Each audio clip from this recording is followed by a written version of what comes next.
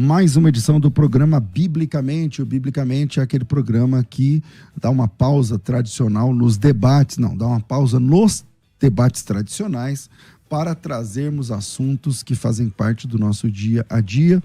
E hoje não será diferente. O tema desse nosso Biblicamente é teologia humanista, teologia progressista. Do que é que a gente está falando, pastor? Teologia que defende progressismo, como é isso? Teologia humanista, como é que funciona essa questão? Eu vou apresentar aqui o pastor Dr.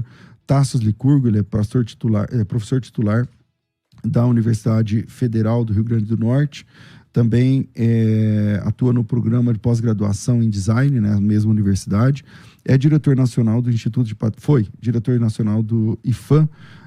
Tem doutorado em educação, matemática e lógica, mestrado em artes, filosofia analítica pela Inglaterra, tem pós-doutorado em apologética cristã pelos Estados Unidos, também é advogado, lecionou em várias universidades no Brasil, também no exterior, além de ser escritor de vários livros, é pastor do Ministério de Defesa da Fé lá em Natal, no Rio Grande do Norte, e tem o seu canal Tassos Licurgo lá no YouTube e também no Instagram. Você acha, digita lá Tassos Licurgo, você vai achar tudo sobre esse cara. É um amigo de muitos anos. Tassos, bem-vindo mais uma vez aqui ao nosso programa Biblicamente. Pastor César, muito obrigado pelo convite. É sempre uma alegria estar aqui, na sua presença, nesta rádio, e que Deus nos abençoe durante esse tempo. Amém. Bom, o nosso próximo convidado é o Dr. Rodrigo Silva, mas ele está preso no trânsito, chegando. Daqui a pouco chega aqui na rádio. Tasso, vou começar contigo então. Sobre o que é teologia humanista, o que é teologia progressista, para quem é leigo no assunto das teologias e quer acompanhar aí o programa. Primeiramente, é importante nós vermos, pastor César, que há duas estratégias principais que nós identificamos na ação do inimigo de nossas almas, né? Um é o modelo egípcio, modelo do faraó, modelo do domínio, da julgar as pessoas, mas existe um outro modelo, que é o modelo babilônico. Você veja que o rei da Babilônia, ele tentou dar a Daniel e seus amigos da melhor comida, da melhor bebida, é o modelo da sedução, de seduzir para levar a pessoa para o lugar em que ela quer. Então, há muitos movimentos que têm por intuito afastar a pessoa do nosso Senhor e Salvador Jesus Cristo, que tem aparência boa. E dois desses movimentos levam esses nomes, como de teologia humanista e o outro de teologia progressista. Teologia humanista é entender que as Escrituras nada mais são do que um modelo ético, um modelo moral. É como se Jesus Cristo fosse um grande professor de moral, de ética apenas, mas Jesus não é isso apenas. Jesus é a encarnação do Deus criador dos céus e da terra, encarnação do Deus vivo, do Deus que criou o universo. Não é apenas uma sugestão de moralidade. E a teologia progressista é fazer com que nós entendamos que há um modo específico de atuação política, uma atuação comunista que é compatível com o evangelho, quando na realidade são absolutamente incompatíveis entre si. A teologia progressista tem por fim tirar Jesus Cristo e colocar a cesta básica no lugar. Não é que a caridade não seja importante, ela é importantíssima, mas ela nunca é, do ponto de vista da experiência cristã, o fim da nossa ação.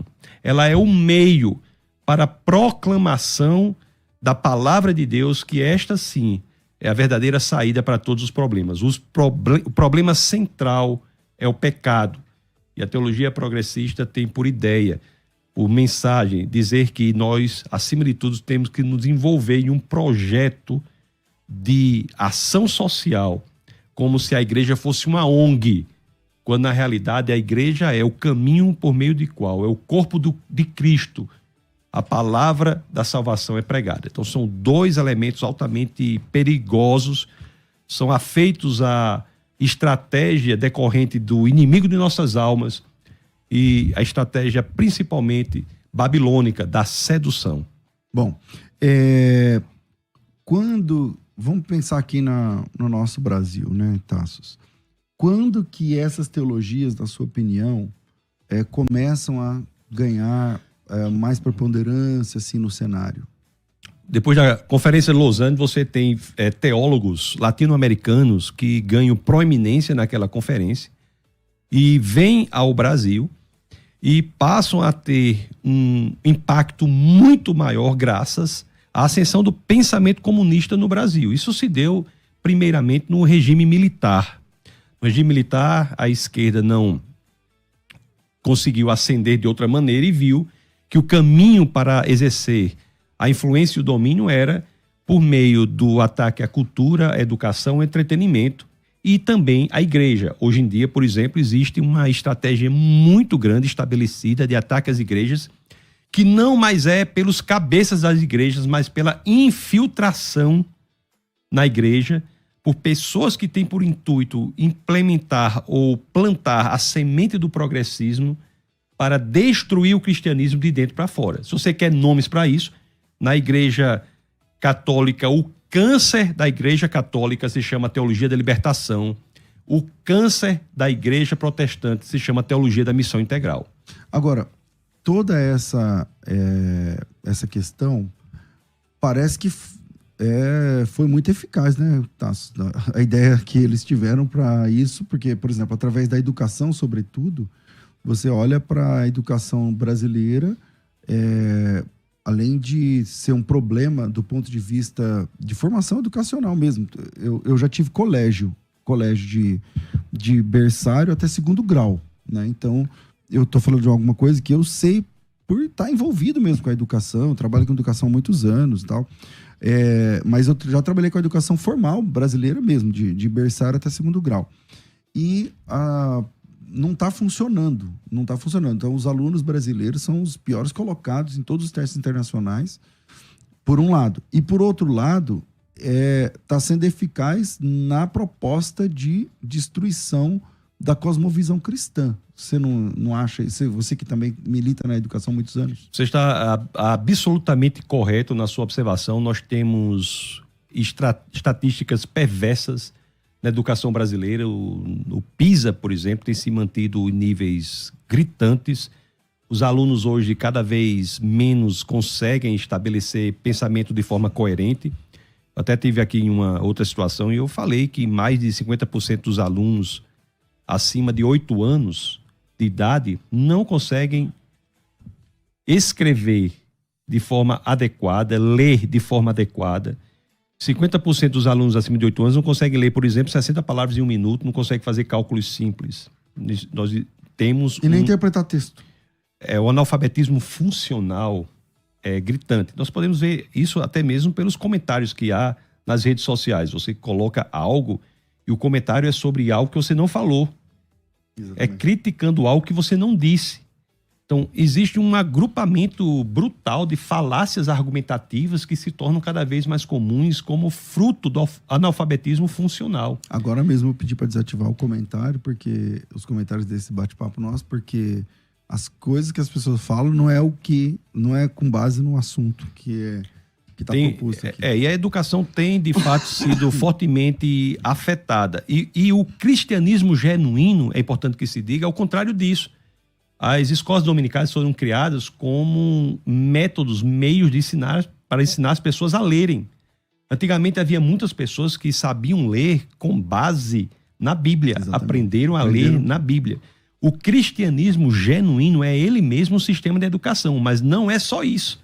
É um sistema de educação que leva a proclamação da verdade por meio do Evangelho e, portanto, a salvação, a entrega da vida ao nosso Senhor e Salvador Jesus Cristo.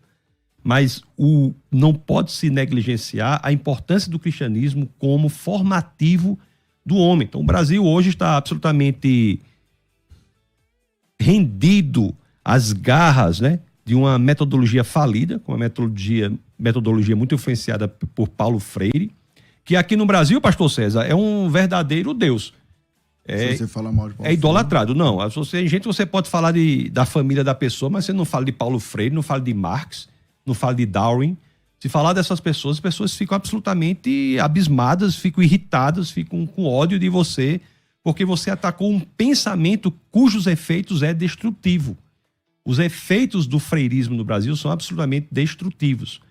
E isso tem uma ligação, sim, com a ideia do progressismo na teologia, quando para o freirismo na educação, as pessoas deixam de ser alunos e passam a ser militantes.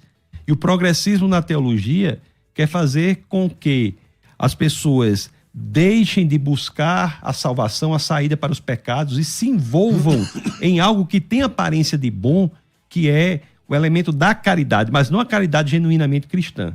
Uma caridade que é imposta pelo grupo para que as pessoas achem que fazendo aquilo estão certas, estão bem, estão tranquilas, quando na realidade a caridade não é causa da salvação, é consequência do Espírito Salvo. Por exemplo, dessa abordagem.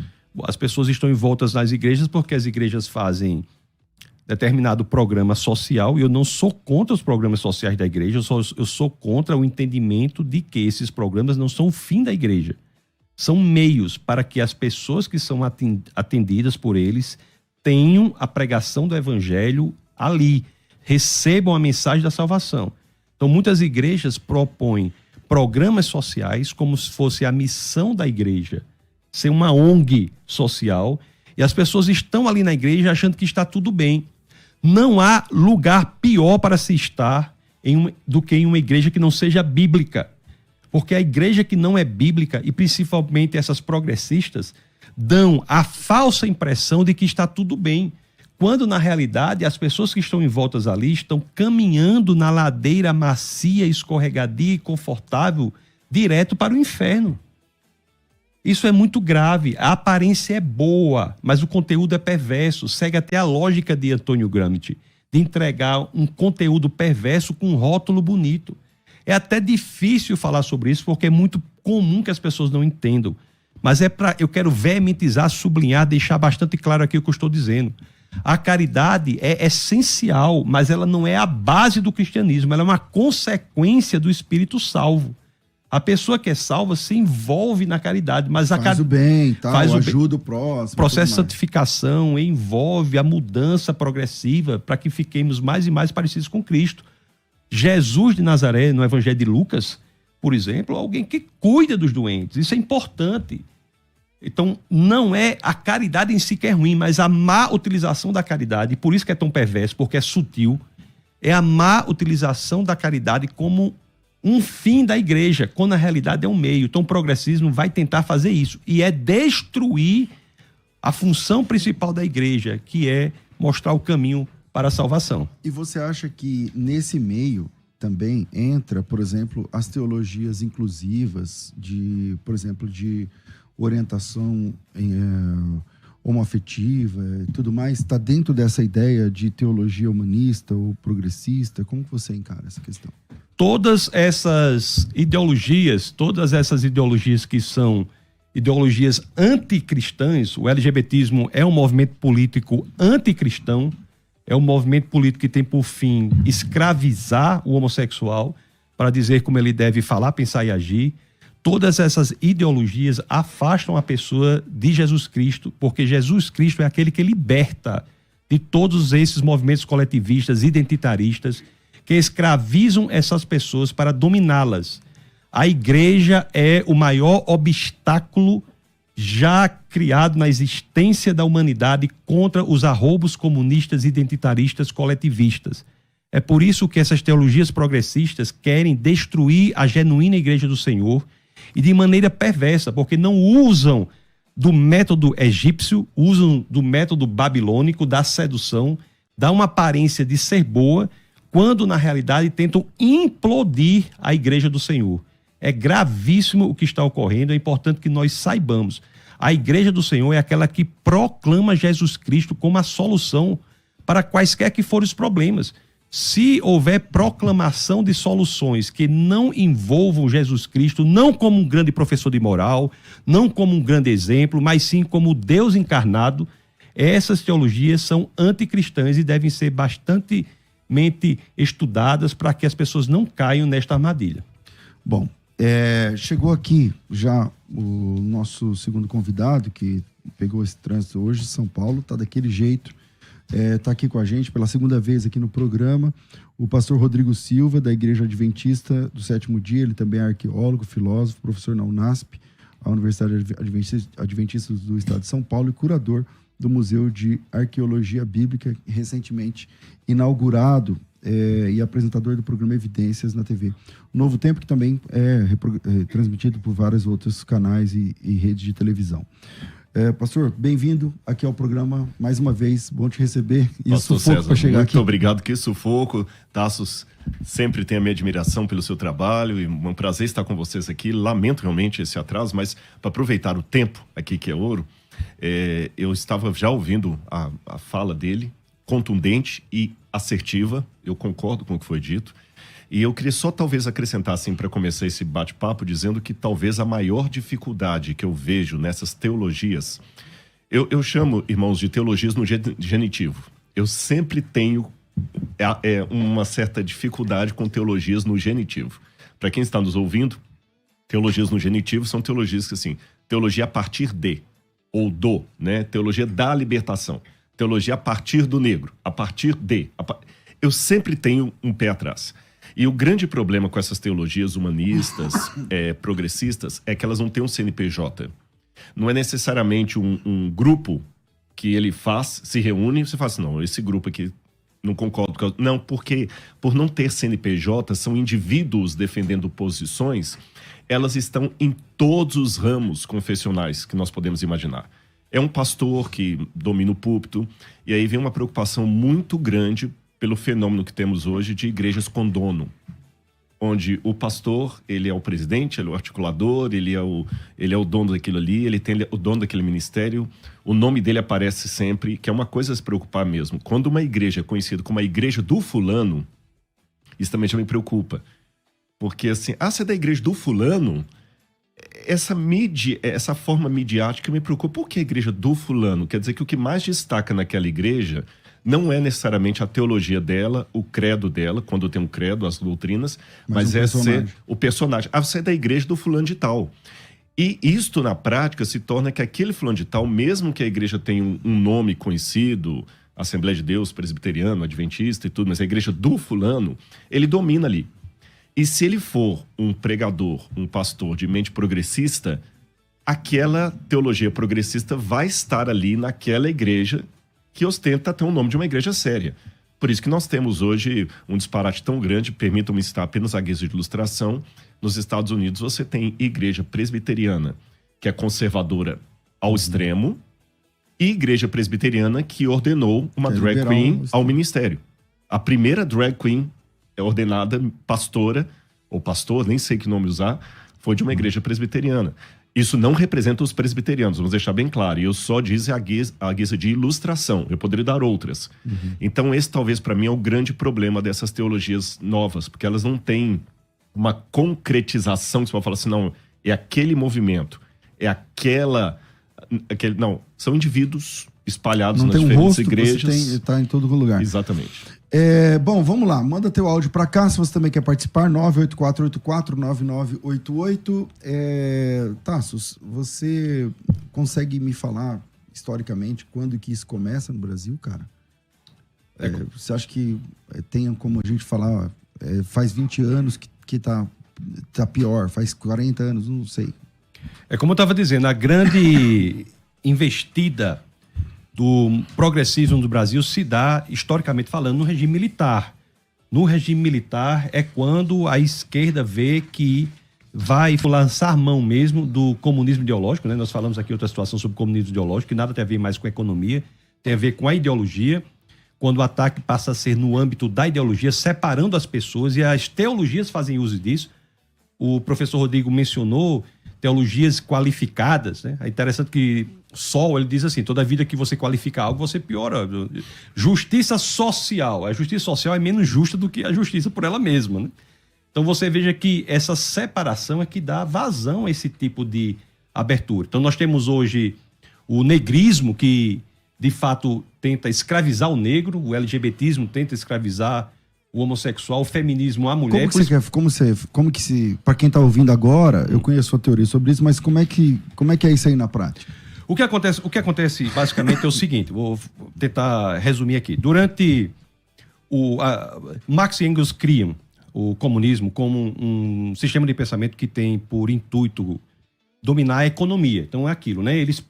A previsão deles é que a sociedade avança com um regime feudal, tem contradições, você tem uma revolução burguesa, você tem um regime capitalista, tem contradições, você tem a revolução operária, você tem então comunismo. Então teria feudalismo, capitalismo e comunismo. Só que isso não ocorreu. Um primeiro contra-exemplo a isso é a própria Revolução Russa, 1917, em que você tem uma sociedade feudal que passa para uma sociedade comunista com a burguesia irrelevante.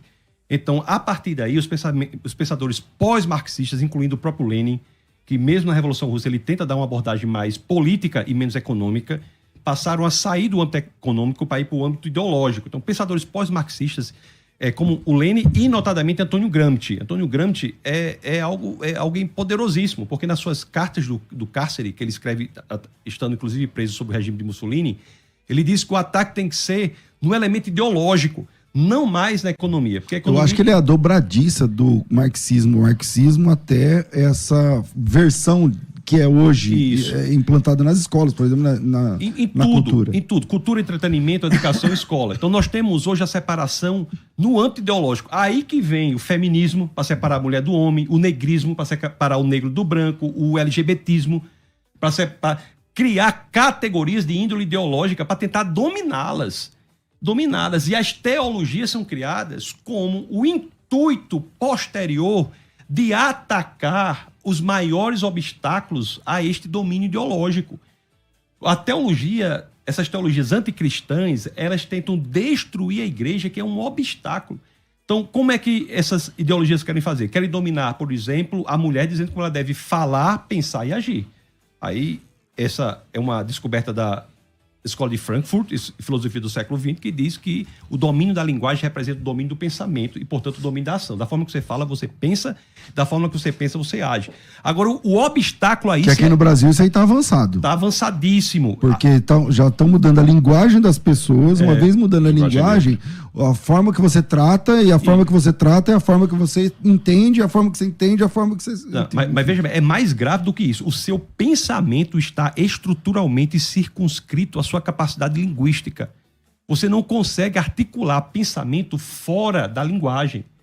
Então, a linguagem ela é destruída como uma forma de destruir o pensamento. Não é possível pensar fora dos limites impostos pela sua capacidade linguística. Então, esse é o grande... a metodologia destes movimentos de separação de pessoas em grupos. Aí, o obstáculo a isso é a igreja e a família. E para atacar a igreja, eles usam exatamente essas teologias. Tem teologia feminista, teologia disso, teologia daquilo, tenta qualificar as teologias para exatamente destruir o obstáculo que é a igreja. Por que é a igreja? Porque na igreja esses grupos não se sustentam.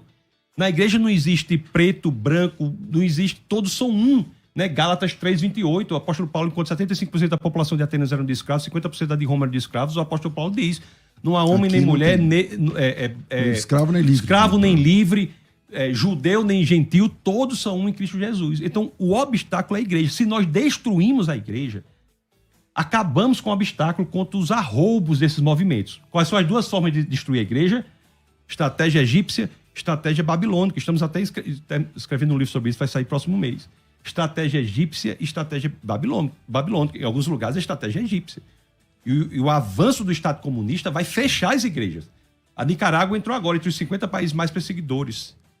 Agora, antes disso, na realidade em que estamos, é a estratégia babilônica. É infiltrar para destruir de dentro para fora, colocando câncer. Essas teologias são cânceres dentro da igreja. Pastor Rodrigo, o senhor fez USP, né? E o USP tem também toda essa... dá para perceber também todo esse poder do lado de dentro, lá da educação. O senhor entende que a educação como um todo tem uma programação interna para atacar a fé cristã? Ou isso é coisa da cabeça do crente? Como que o senhor se posiciona? É difícil falar assim, até que ponto o sujeito está sendo tensional ou ousado. Porque a gente não está dentro da cabeça da pessoa e corremos o risco de julgar de maneira errada. Então eu prefiro responder essa pergunta dentro do âmbito espiritual. No âmbito espiritual, eu posso responder assertivamente que há uma propaganda, uma agenda de Satanás para destruir a igreja. É um grande conflito entre as forças do bem e do mal. Isso há. E dentro desse conflito espiritual das forças do bem contra o mal, as pessoas, pelo seu comportamento, pela sua ideia, pelo seu compromisso ou infidelidade a Deus, elas se deixam levar ou pelo Espírito de Deus ou pelo Espírito do diabo. Eu vou dar exemplos bíblicos. Pedro era um homem sincero. Ele estava com o Cristo, 3 anos e meio andando com Jesus. E no último momento ali, o diabo usou uma fraqueza dele e falou com Jesus: Senhor, tem piedade de ti, que tal coisa a gente já... Foi repreender Jesus ainda, porque Jesus estava falando da cruz. Jesus estava falando: eu vou morrer, eu vou ser crucificado.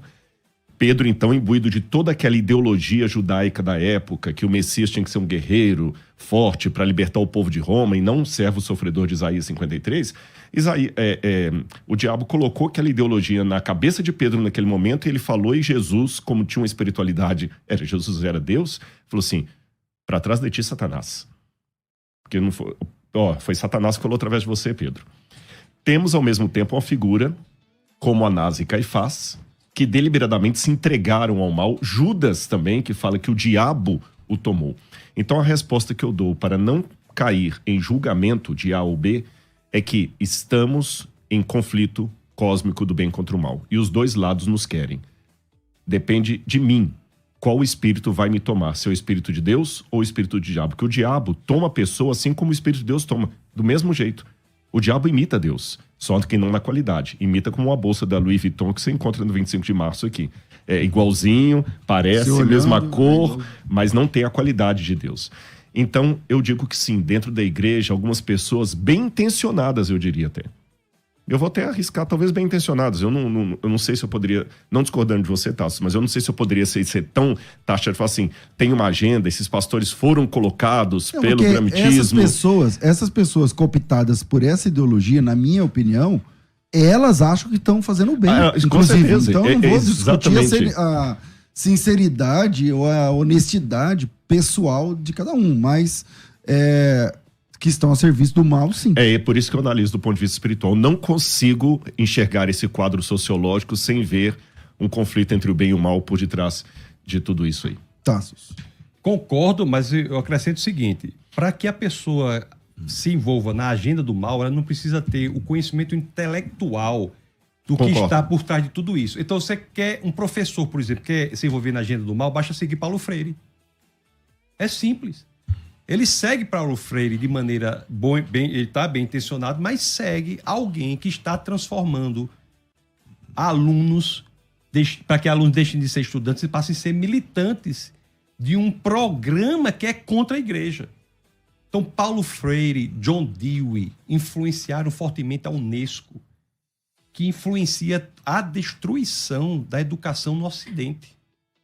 Então, é muito importante que nós saibamos disso. Nós não temos intelectuais em todos os lugares sendo utilizados. O que nós temos são idiotas úteis sendo utilizados por uma elite intelectual que promove essa ação destrutiva da educação, da pessoa, do ser humano, afasta a pessoa de Jesus Cristo por meio da destruição. As teologias progressistas, por exemplo, e humanistas são braços desse movimento para destruir a igreja como um obstáculo.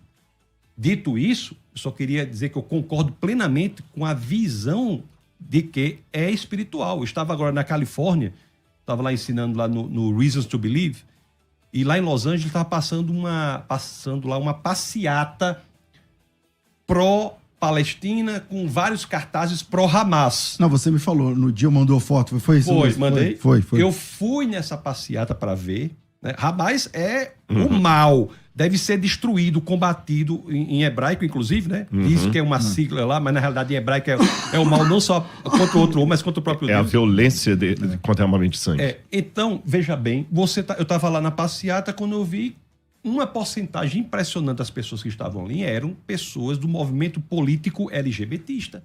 Pessoas que seriam torturadas, brutalmente assassinadas por aquilo que estavam defendendo. Então, mas não tem sentido, né? Porque, por exemplo, a pessoa que é do LGBT defendeu o Hamas.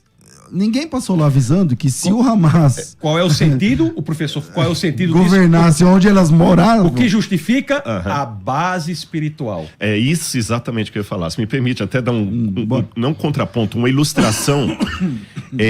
Se olharmos na história bíblica e não bíblica, quando o mal quer se juntar para um objetivo comum, ele se junta. vou pegar o exemplo bíblico para começar. Saduceus e fariseus, hoje a gente coloca tudo num pacote só, mas nos tempos do segundo templo, não se bicavam. Fariseu e saduceu era colocar quase que... São teologias diferentes. Corintiano não sei se estou dando o exemplo certo, corintiano e palmeirense, ali a torcida não dá nem para ficar junto no instante, tem que separar, porque senão vai dar briga. Mas quando foi para condenar Jesus, os dois abraçaram lá. Até zelotas estavam no meio ali, porque eles também odiavam os zelotas. E eu tenho uma opinião comigo, não vou explicitá-la aqui por causa do assunto e do tempo, mas eu acredito para mim que tanto Barrabás como os 2 ladrões na cruz eram de movimento zelota. O Barrabás é uma chance bem grande. Exatamente. E para mim, como eram duas cruzes, que os dois faziam parte que ele fala que ele era o chefe dos salteadores do Evangelho de João. Então, é só uma digressão aqui. Eu acho que Barrabás deveria ser o chefe, ele mais 2 foram apanhados, 2 guerrilheiros, 2 zelotas. Então, eu tô falando de 3 movimentos completamente antagônicos, zelotas, e os 3 se juntaram. Tanto é que os 2 que se juntaram para libertar o terceiro só pelo prazer de ver Jesus crucificado. Saindo da história bíblica para dar um exemplo fora. Na época de Sócrates, você tinha também uma outra ruptura muito grande entre sofistas e poetas. Porque o sofista era o filósofo que queria destruir a poesia com todos os seus malefícios. E o poeta era aquele que queria manter o establishment contra os filósofos.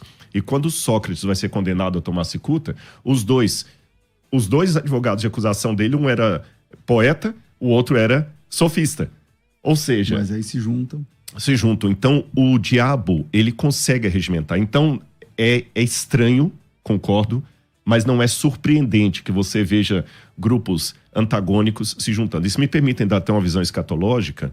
Quando o anticristo dominar, seja ele quem for, porque eu sei que há teologias diferentes, uma coisa nós concordamos, independente de quem seja o anticristo na visão de cada um. Por onde vem. Né? Por onde que vem.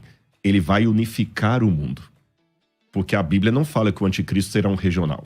Fala assim, a terra se maravilhou seguindo a besta e falando quem é semelhante a ela e quem não puder comprar nem vender, será apenas os que não têm a marca dela. Os outros todos terão. Então, o diabo consegue essa faceta. Eu acredito até comigo, isso aqui não é bíblico não, tá? É só uma... Se eu estiver errado, eu acredito que nem os anjos, os demônios do diabo, eles são unidos no sentido que o povo de Deus deve ser unido, que a união é um fruto do espírito. Os demônios não têm espírito. Então, como é que os demônios se articulam? Eu não acredito que eles são unidos como nós somos unidos em Cristo. Eu acho que eles se odeiam, mas se unem apenas no propósito destruir. Como esses exemplos bíblicos que demos. Agora veja, né? Você tem, por exemplo, aqui, isso antes, você está falando de Hamas e o movimento LGBT e tal, mas aqui, por exemplo, esses movimentos, eles usam a camisa com o Che Guevara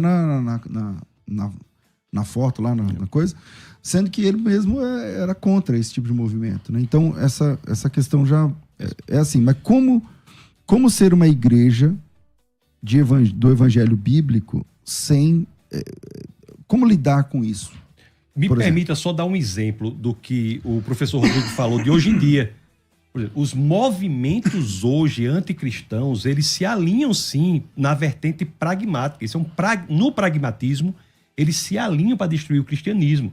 Nós temos isso claramente nos 3 movimentos globalistas, que é o rentismo, né, globalista, você tem o comunismo, tem o Islã. Esses movimentos, eles se unem quando o intuito é um só, de destruição do cristianismo. Você pegar, por exemplo, o norte da Europa, está sendo absolutamente devastado pelo movimento islâmico, absolutamente devastado. Eu, no início dos anos 90, ia muito à Suécia, eu morava na Noruega, ia muito à Suécia, e era totalmente diferente um país. Em 20, 30 anos, radicalizou o país, destruiu o país. Então, existem movimentos que se alinham. Então, o sul da Europa está sendo destruído pelo comunismo. Então, eles se alinham neste intuito. Isso é algo que acontece até hoje. É muito importante. E o movimento islâmico só não tem expansão na América do Sul e, notadamente, no Brasil, graças às igrejas pentecostais e igrejas neopentecostais nas periferias. Muita gente não diz isso. Elas não dão espaço. As igrejas pentecostais... Que elas são mais conservadoras, as históricas, né? Exatamente. O evangelho é o único lugar no mundo em que há a verdadeira diversidade. em que a pessoa tem a sua verdadeira identidade, em que Cristo busca a unidade na diversidade, porque a transformação não é de fora para dentro.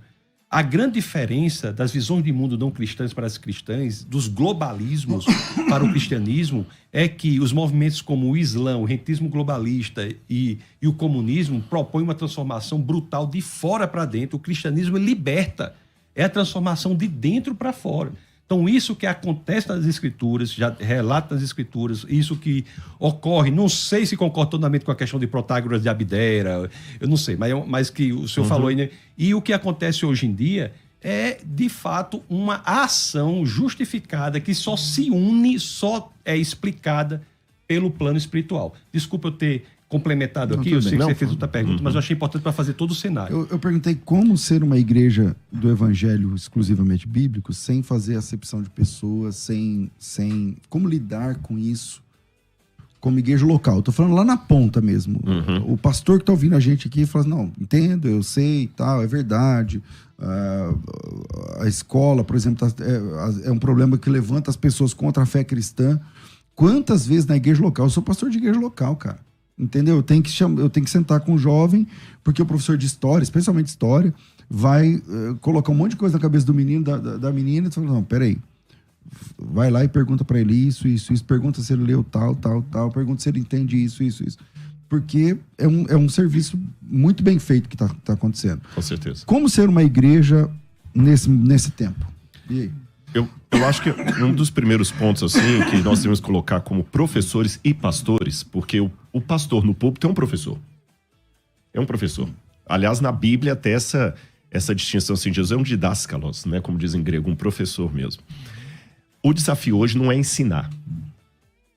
É tirar a cultura inútil para colocar a coisa que presta. É mais complicado. Porque ensinar a pessoa, eu vou te ensinar um monte de coisa. Sabe aqueles programas reality show de acumuladores? Pessoas que na casa dele lá guardam um monte de tranqueira e tudo mais, e vão psicólogo para convencer a pessoa a tirar primeiro o lixo para colocar móveis limpos. Então, a primeira coisa é isso, porque nós temos hoje no mundo, as pessoas não aprendem, não consigo entender. Não, na verdade nós temos vários PhDs em cultura inútil. O pessoal sabe tudo que está acontecendo no Big Brother, sabe tudo que está acontecendo na novela. A Champions sabe League. Tudo. É PhD nisso. Você tem que primeiro tirar aquele conhecimento sujo que vem embutido de uma ideologia. Segundo, eu acho que é importante a igreja ter claro qual é a nossa missão. Mateus 24:14. Será pregado esse evangelho do reino em testemunho a todas as nações, então virá o fim. O que significa isso? Eu acredito que boa parte dos que defendem teologias progressistas na igreja, eu vou fazer uma defesa como se eu fosse um deles. Sabe o que eles vão dizer? Na verdade, nós estamos dialogando com o mundo. Que vocês, conservadores, não dialogam. Ontem eu fiz até um react no meu canal de um filme que eu assisti nas férias, que eu tirei uma semana de férias agora, o filme Jesus Revolution, que é sobre aquela história do movimento hippie dos Estados Unidos, que começou com a Igreja do Calvário e fez um movimento de Jesus forte na América lá. Por quê? E tem uma cena do filme que é assim, um pastor pregando de paletó e gravata, do jeito conservador e tudo mais, e só alguns velhos, uma meia dúzia de gato pingado de velho, a filha do pastor bocejando, sabe? Nenhuma criança, uma igreja morta. Aí aparece um hippie, o Lulin, que ele é interpretado pelo mesmo ator do Jesus do The Chosen, mas é uma história real. E ele convence aquele pastor a falar de um jeito mais jovem. A igreja começa a encher de hippie. Aí a música muda, o pastor já tira a gravata, já vai pregar descalço. Aí que nós temos que ter uma sensibilidade nos dois lados. Qual que é o problema, talvez, dos conservadores? Aqui vamos fazer agora... Vamos lavar uma roupa suja em casa, Tasso? Acho que nós três aqui somos conservadores, até pela fala, vocês conhecem. Nós também falhamos numa coisa.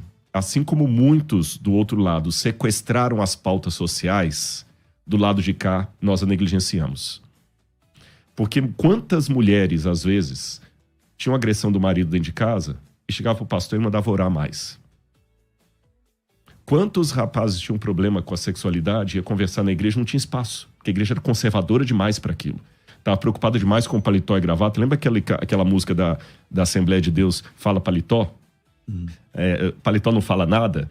Aquela música ela tem uma paródia de verdade, tem a justificação pela gravata, não é pela fé não. Se o sujeito não tiver com a gravata e o terno, então tinha esse conservadorismo que não tinha muito espaço para o amor, para a aceitação. Se alguém entrasse tatuado numa igreja, todo mundo já olhava de cima a baixo. Você está usando barba? Tinha um tempo que se você chegasse barbado na igreja, você já era comunista. Então teve esse lado. E o outro lado se apropriou disso que foi negligenciado. Mas aí agora vem a crítica ao outro lado. Nós temos que também lavar a roupa suja em casa. Nós deixamos em débito as pautas sociais. Embora notinha de rodapé. Você vê, por exemplo, a Igreja Deus é Amor, estava sempre nos presídios e tudo mais, mas as igrejas clássicas mesmo não tinham tanto essa percepção social. Quem faz mais trabalho hoje de, às vezes, caridade são movimentos espíritas, com sopão, aquela coisa toda. Então, esses outros grupos mais progressistas apropriaram-se disso, só que apropriaram também de uma maneira, a meu ver, errada. Por quê? Porque para ganhar o de fora, eles começaram a vender a essência do evangelho. Vou dar exemplos. A igreja tem que aceitar tudo. Não. A igreja aceita todos, mas não aceita tudo. Olha a diferença entre aceitar todos e aceitar tudo. Ah, Jesus é amor. A hermenêutica a partir de Jesus. O que importa é o que Jesus falou. Atualizar a Bíblia. Vamos atualizar agora a Bíblia. A hermenêutica de Jesus. Vamos ficar só com o que Jesus falou. Você cria um cânon dentro do cânon, igual o Marcião fez. Você tem um cânon dentro do cânon. Eu só aceito agora os evangelhos. O que não passar pelo filtro do evangelho, eu não aceito. Jesus é amor. E aí, vem duas observações para terminar minha fala aqui. A primeira, que esse movimento, eu concordo com o Tassos, quando ele puxou aí os anos 60, na ditadura militar, e na América também vai ser na mesma época, mas as raízes dessa árvore, se você me permite, elas vêm um pouco antes. Porque quando o catolicismo fechou a Idade Média, fechou com um saldo muito negativo para a fé. Porque, você sabe, tinha a Inquisição já está na Idade Moderna, você tinha ali as indulgências, aquela coisa toda. Quantas coisas ruins foram feitas em nome de Deus por senhores feudais, reis, bispos, papas?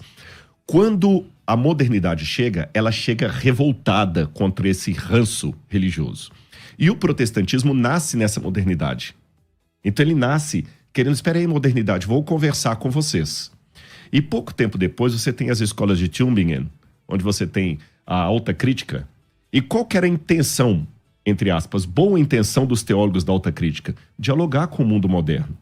Porque como é que você vai agora, num mundo racional, falar de virgem dando à luz a menino que vai salvar o mundo? Como é que você pode falar num mundo racional que um homem morreu e ressuscitou? Isso não cola.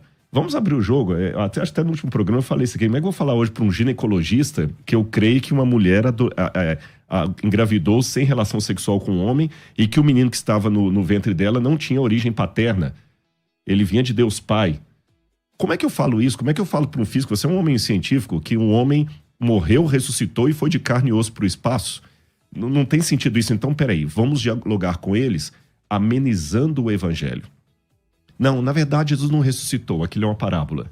A virgindade não aconteceu, aquilo é uma parábola. Tá bom? Não fique chateado com a gente, não. Vamos simplificar o evangelho para você. E nisso, acabaram tirando. E essas raízes que começaram no século XVI foram para os Estados Unidos nos anos 60 e chegaram aqui. Então, muitos hoje estão fazendo a mesma coisa com o evangelho social. Estão tornando Jesus o personagem amado para todos. E se eu posso terminar com uma parábola comparativa do que foi feito... Eles estão dando alimento para o povo, mas sabe aquele tio que dá doce escondido para a criança, que tudo que o pai fala não, ele oferece, ele dá um videogame, ele estraga, ou o avô?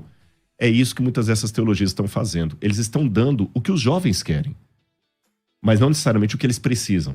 Por isso que eu não me surpreendo quando, às vezes, um pastor progressista, a igreja dele está lotada e o mais conservador, a igreja está pela metade. Porque é um evangelho muito fácil, da graça barata, onde você não precisa lutar com o próprio eu.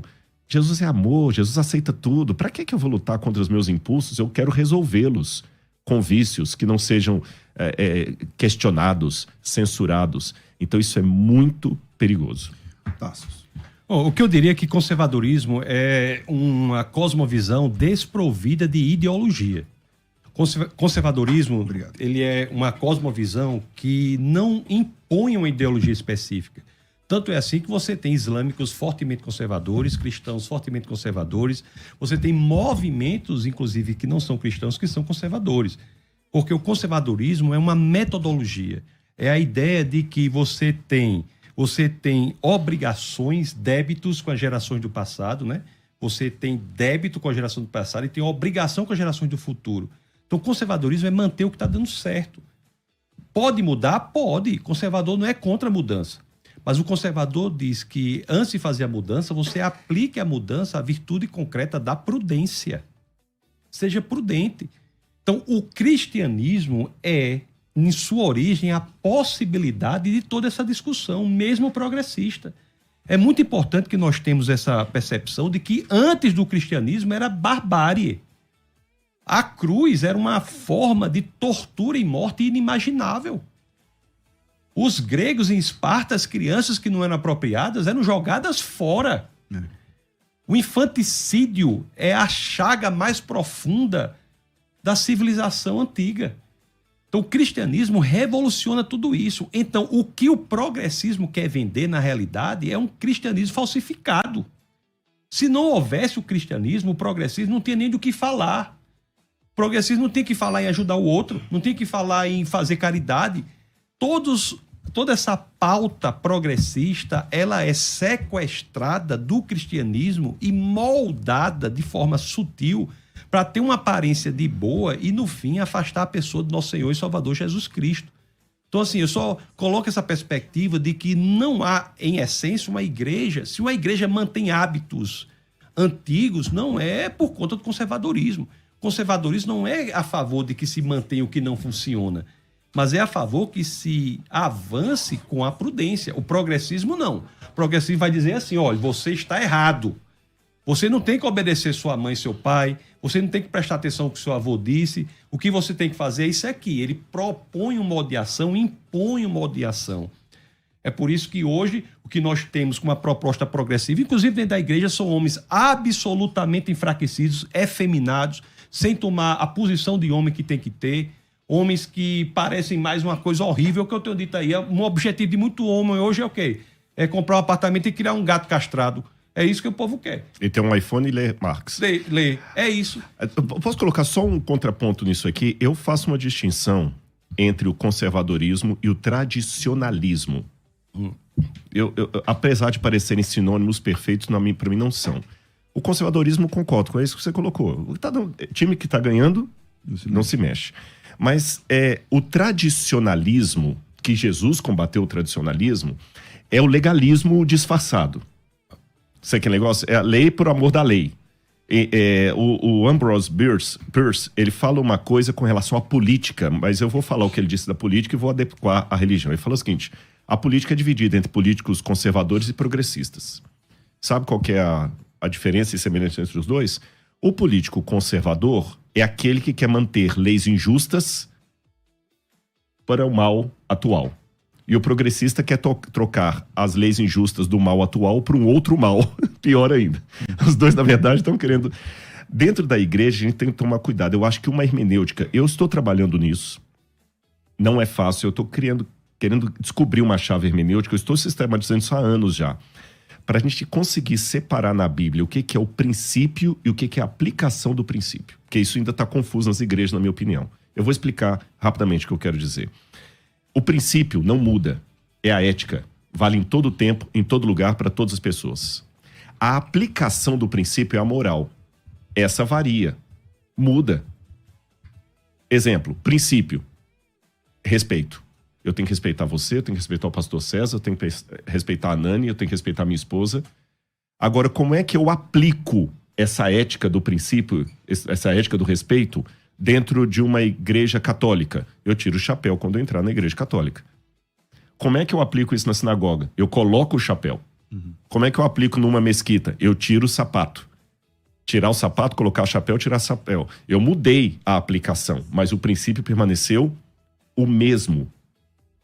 E eu vejo, às vezes, nos discursos, as pessoas tratando princípios como se fossem aplicação, como se fossem moral, que podem ser mudados, e tratando aplicações morais como fossem princípios. Ou seja, alguém mais conservador vai achar que nós 3 que somos apostatados, porque você, ao invés de estar de roupa social, você tá com uma camisa da BMW, eu tô com uma da Toma, e você tá com uma camisa preta aí e barba, né? E barba também, um pastor usando isso aí, tudo mais e tal. Usos e costumes são tomados às vezes como doutrina, quando são usos e costumes. Mas se a gente não deixar isso bem definido, você corre o risco de pegar um princípio importante que não pode ser mexido e quebrá-lo, perdendo a essência, ou pegar um uso e costume... Que é o que Jesus falou em Mateus 15. Exatamente. E colocando o patamar de doutrina inamovível, e aí você vai realmente afastar o jovem, vai criar uma disruptura. Disse, por causa vocês invalidam o mandamento de Deus por causa das tradições de vocês. De homens. Mas não coloquemos isso, nós acho que estamos de acordo aqui, na conta do conservadorismo.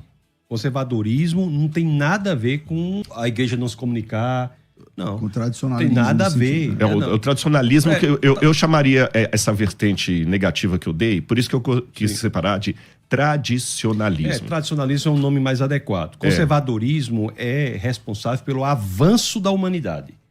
O conservadorismo é responsável pelo fato de nós termos criado conservadorismo na visão de mundo cristã. É o cristianismo e a ideia de manter o que funciona que fizeram com que nós tivéssemos criado a mais importante e a melhor civilização já existente na história da humanidade, que é a civilização ocidental. Mesmo na linguagem evolucionista, o conservadorismo é a mesma aplicação. Hoje na ecologia não fala de conservar a natureza, de conservar. Conservadorismo é diferente de tradicionalismo. E agora, mais uma vez, usa de forma adequada, porque você veja que o ambientalismo, a ecologia profunda, o veganismo são movimentos que, ao final, levam ao enaltecimento da criação no lugar do Criador. Uhum. Então você veja que até isso é uma deturpação no progressismo, como pega os movimentos que têm essências interessantes, mas deturpam para fazer com que a pessoa, ao final, enalteça a criação, tire Jesus Cristo e bota o papagaio da cara roxa no lugar. Ou seja, a pessoa começa abraçando ideias humanistas, ideias progressistas e tal, e daqui a pouco a mulher para de raspar as axilas, daqui a pouco ela para de comer carne, daqui a pouco ela para de comer não sei o quê. E não só isso, o não raspar as axilas, porque se ela não quer raspar porque ela não quer raspar, problema dela. Mas aquilo se torna um símbolo, uma pregação, uma ideologia, e ela fala, isso aqui que é o correto.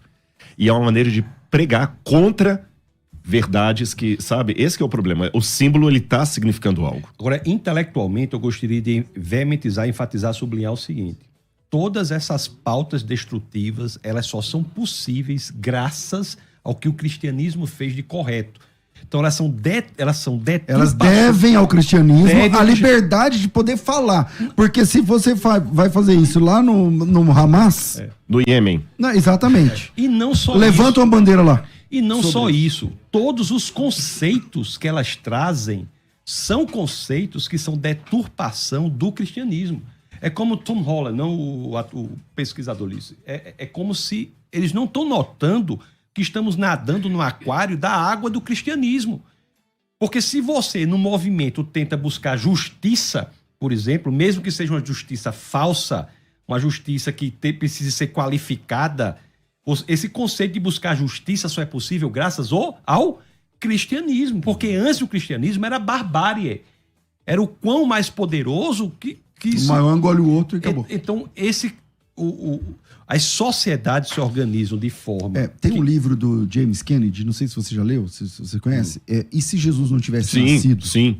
E ele vai falar sobre a contribuição, sem discutir a questão da religiosa, mas ele vai falar assim, a contribuição da existência de Jesus e os seus seguidores na história. Tipo assim, se Jesus não tivesse nascido, não existia universidade. Entendeu? Se Jesus não tivesse nascido, não existiam hospitais, não existiam, por exemplo, asilo para cuidar de idoso. Quer dizer, o infanticídio só tem fim na história humana recente. Bom, aqui no Brasil, por exemplo, ainda tem infanticídio, né? Porque nas comunidades indígenas tem aí o pessoal da esquerda que defende a manutenção do infanticídio hoje. E o aborto. O aborto não há nenhuma diferença. Eu tô falando gente, ó, talvez você não saiba disso que eu tô falando. O Brasil tem legalizado infanticídio agora nas tribos indígenas em nome da cultura Não é indígenas imputado como crime, não é imputado como crime. Então, gêmeos, quando nasce com síndrome de Down, quando nasce com algum tipo de... que nasce com a pele toda branca, como chama? Vitiligo? Albino. Quando o índio nasce assim, ele é morto. Ele é morto e a lei brasileira ainda tem aí, os deputados pesquisam isso que eu estou falando. Então, tudo isso é erradicado no mundo através do cristianismo. Isso é uma loucura do multiculturalismo.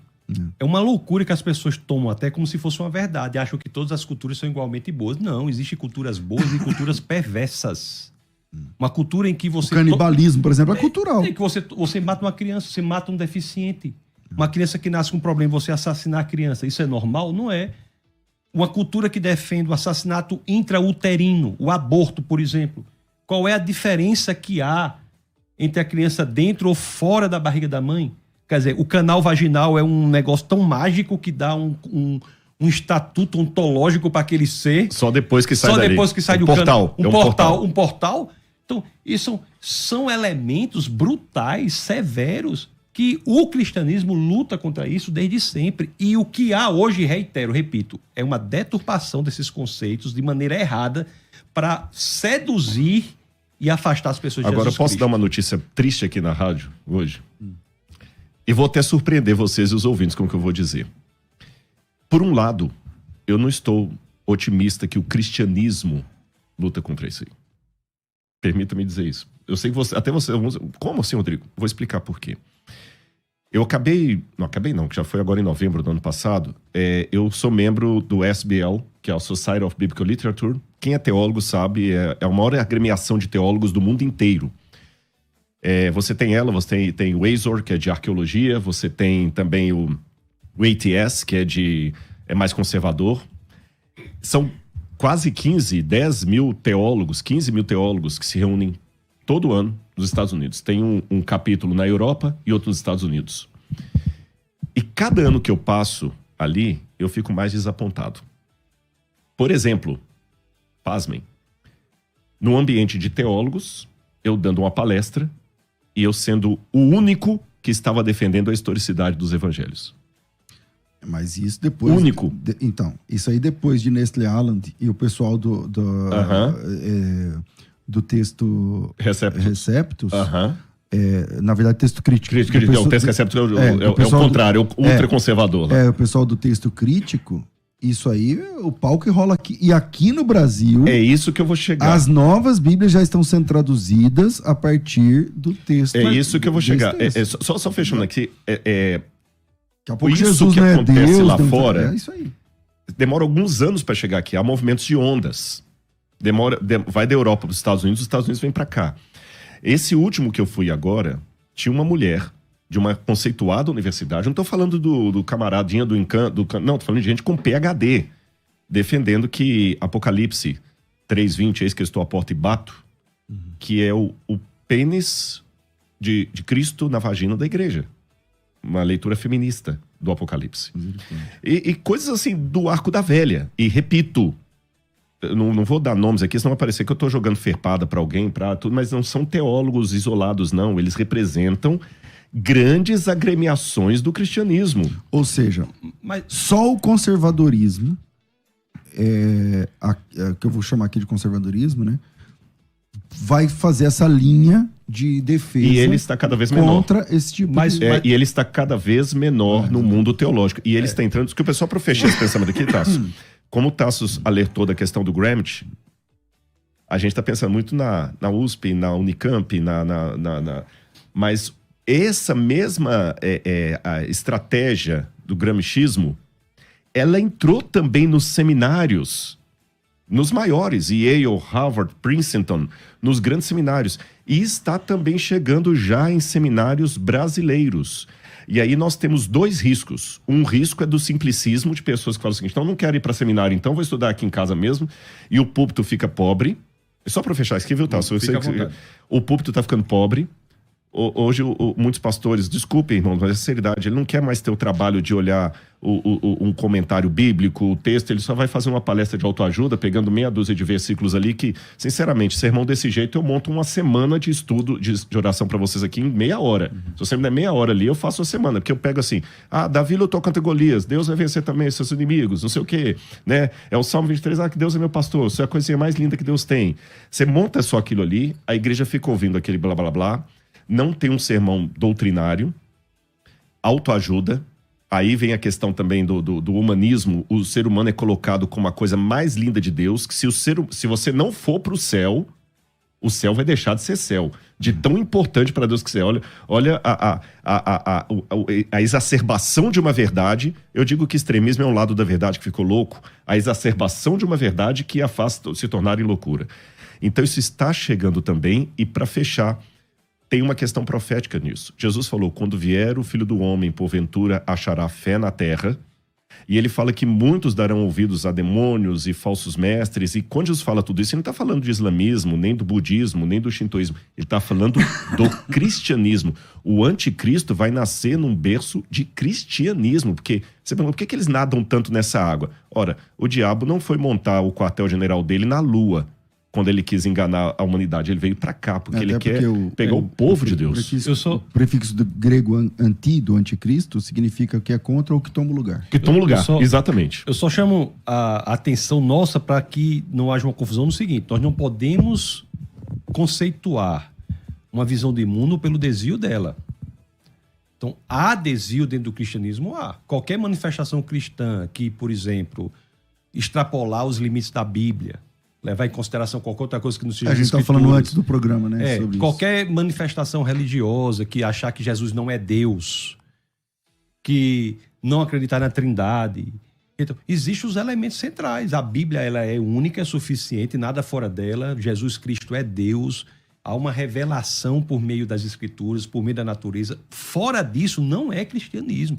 Então, assim, eu concordo, só fazendo esse adendo, se assim me permite, que nós não coloquemos na visão de mundo cristão aquilo que não é cristianismo. O que há aí são pessoas infiltradas, erradas, que têm por intuito, às vezes intencionadas ou não, levadas pelo movimento, acabar com o cristianismo genuíno, bíblico, de dentro para fora.